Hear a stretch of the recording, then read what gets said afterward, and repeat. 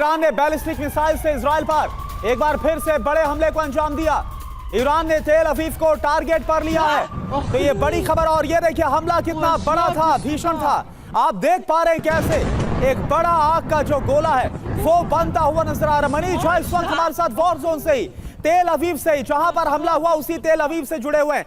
मनीष, क्या जानकारी है, कैसी दहशत है और कैसी तबाही मचाई है, खास तौर पर जब से अमेरिका की तरफ से ऑपरेशन मिडनाइट हैमर चलाया गया?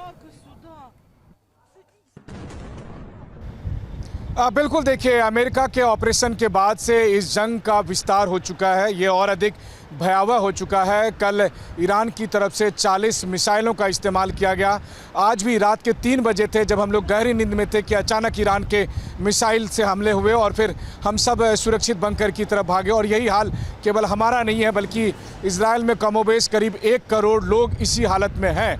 लेकिन बात इससे बहुत आगे बढ़ चुकी है। बात ये बढ़ चुकी है कि अब इस आग की लपटें सीधे सीधे भारत या दूसरे देशों तक पहुंच रही है।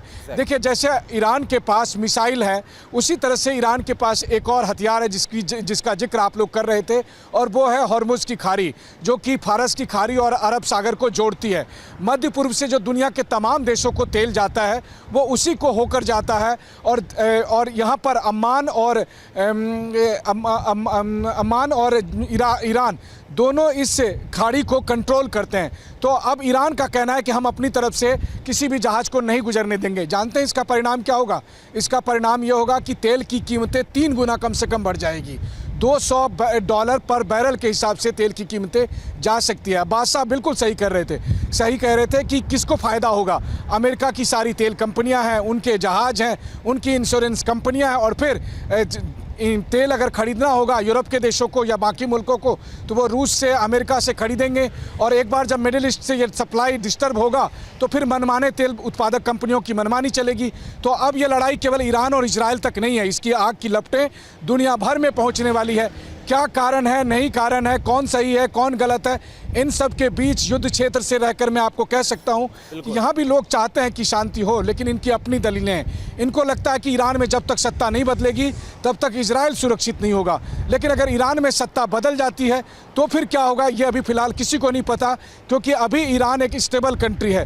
लेकिन अगर उसके हालात भी अफगानिस्तान के जैसे, इराक के जैसे होते हैं तो उससे तेल क्राइसिस शायद और अधिक बढ़े, उसके बाद स्थिति और ज़्यादा अनियंत्रित हो। इन तमाम सवालों के बीच, वैश्विक समुदाय के चिंता के बीच, इजरायलियों की चिंता फिलहाल ये है कि कभी भी किसी भी वक्त ईरान से मिसाइल के हमले हो सकते हैं। और उसी अगर कहें आपके डर के साए में यहाँ इजराइल में 1 करोड़ लोग अभी रह रहे हैं। लेकिन हाँ, एक बात ज़रूर है, इजरायली एयरफोर्स हो या एयर डिफेंस सिस्टम हो, वो कोशिश कर रही है। जैसे आज रात में एक मिसाइल जब आया और तेल अवीव के आसमान पे TV9 के कैमरे पर वो रिकॉर्ड हुआ, तो हमने देखा कि उससे बहुत सक्सेसफुली मार गिराया गया और उससे कोई डैमेज नहीं हुआ था। ठीक है, ये लगभग जैसा आप बता भी रहे हैं और दिखा रहे हैं, आपकी रिपोर्ट्स ये बता रही हैं कि ऐसा लग रहा है कि ये हर समय और हर दिन का रूटीन सा बन गया है कि ईरान की मिसाइलें आती हैं आसमान में और फिर एयर डिफेंस से कोशिश की जाती है उनको मारने के लिए, लोग बंकर में छुप जाते हैं।